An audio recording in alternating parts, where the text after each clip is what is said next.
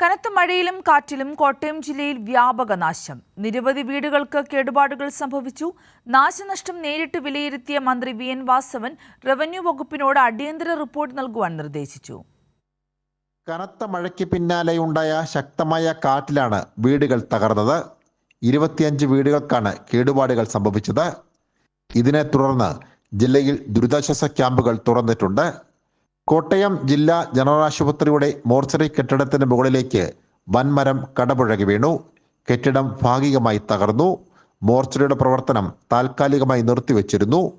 നാശനഷ്ടമുണ്ടായ മേഖലയിൽ മന്ത്രി വി.എൻ. വാസവൻ സന്ദർശനം നടത്തി.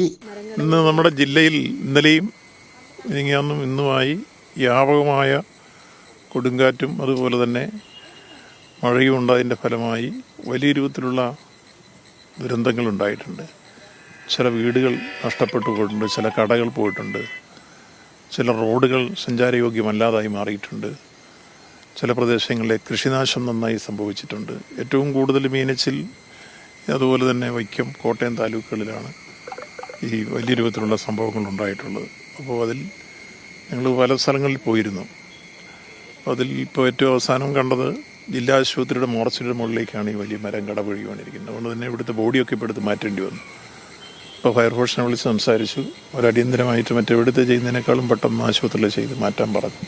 മഴ കണക്കിലെടുത്ത് എല്ലാ ഖനന പ്രവർത്തനങ്ങൾക്കും ജൂലൈ 25 വരെ വിലക്കേർപ്പെടുത്തിയിട്ടുണ്ട്.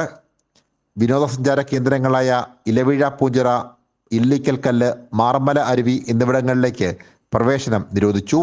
ഈരാറ്റുപേട്ട വാഗമൺ റോഡിൽ ജൂലൈ 18 വരെ രാത്രികാലയാത്ര നിരോധിച്ചു. മഴ കണക്കിലെടുത്ത് ഇന്ന് ജില്ലയിലെ വിദ്യാഭ്യാസ സ്ഥാപനങ്ങൾക്ക് കളക്ടർ അവധി പ്രഖ്യാപിച്ചിരിക്കുകയാണ്. സനോജ് സുരേന്ദ്രൻ, കൈരളി ന്യൂസ്, കോട്ടയം.